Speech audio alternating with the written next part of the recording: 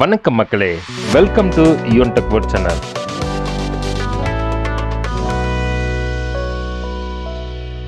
நம்ம இன்னைக்கு இந்த வீடியோவில் பார்க்கக்கூடிய ரொம்பவும் முக்கியமான இன்ஃபர்மேஷன் என்ன அப்படின்னு பார்த்தீங்கன்னா, ஒவ்வொரு மாத தொடக்கத்திலும் பல்வேறு விதமான மாற்றங்களை மத்திய அரசு கொண்டு வர்றாங்க.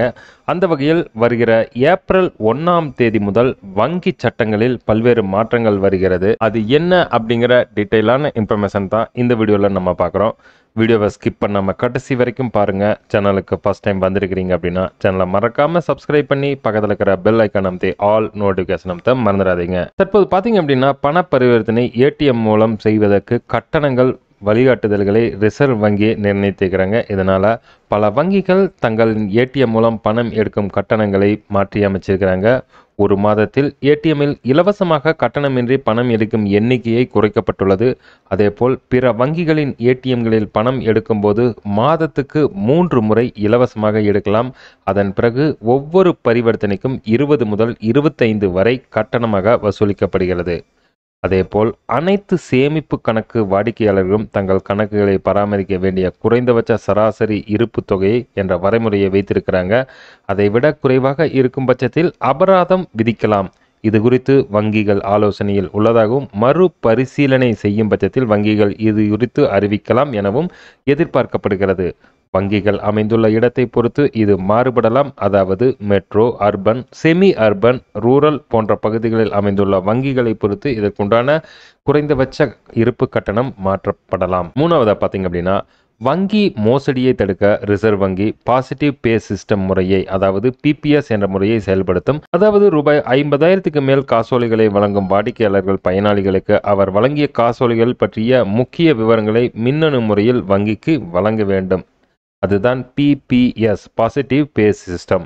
அதுக்கடுத்தது நான்காவதா பார்த்தீங்க அப்படின்னா, டிஜிட்டல் தளங்களில் வங்கி சேவையை மேம்படுத்தும் வகையில் ஏஐ பயன்படுத்தப்படும். வாடிக்கையாளர்களுக்கு உதவ வங்கிகள் மேம்பட்ட ஆன்லைன் அம்சங்கள் மற்றும் ஆர்டிஃபிஷியல் இன்டெலிஜென்ஸ் சாட்களை அறிமுகப்படுத்துகின்றன. டிஜிட்டல் பரிவர்த்தனைகளை பாதுகாக்க 2 ஃபேக்டர் ஆத்தென்டிகேஷன் மற்றும் பயோமெட்ரிக் சரிபார்ப்பு போன்ற மேம்படுத்தப்பட்ட பாதுகாப்பு அம்சங்களும் வலுப்படுத்தப்படும் என்றும் அறிவிச்சுக்கிறாங்க. ஐந்தாவதாக பார்த்தீங்க அப்படின்னா, பல வங்கிகள் சேவிங் அக்கௌண்ட்ஸ் மற்றும் ஃபிக்ஸ்டு டெபாசிட் வட்டி விகிதங்களை திருத்தி வருகின்றன. எஸ்பிஐ, ஐடிபிஐ வங்கி, ஹெச்டிஎஃப்சி வங்கி, இந்தியன் வங்கி மற்றும் பஞ்சாப் அண்ட் சிந்து வங்கி போன்ற முன்னணி வங்கிகள் வட்டி விகிதங்களுடன் எஃப்டி டென்யூரிலும் மாற்றத்தை அறிமுகம் செய்ய இருக்கிறது. ஏப்ரல் 1 முதல் முக்கிய வங்கிகளின் கிரெடிட் கார்டுகளின் விதிகளை திருத்தி வருகின்றன. ரிவார்ட்ஸ் பாயிண்ட் கட்டணங்கள் சிம்பிளி கிளிக் ஸ்விக்கி வெகுமதிகளை 5x பகுதியாக குறைத்திருக்கிறாங்க. அதேபோல் ஏர் இண்டியா சிக்னேச்சர் புள்ளிகளை 30லிருந்து 10 குறைத்து அமல்படுத்தப்படும். ஐடிஎஃப்சி ஃபர்ஸ்ட் கிளப் விஸ்தாரா மைல்ஸ்டோனின் பயன்களையும் நிறுத்தும். அதேபோல் ஏழாவதாக, ஏப்ரல் 1 முதல் நீண்ட காலமாக பயன்படுத்தப்படாத யூபிஐ கணக்குகளுடன் இணைக்கப்பட்ட மொபைல் எண்கள் வங்கி பதிவுகளிலிருந்து நீக்கப்படும்.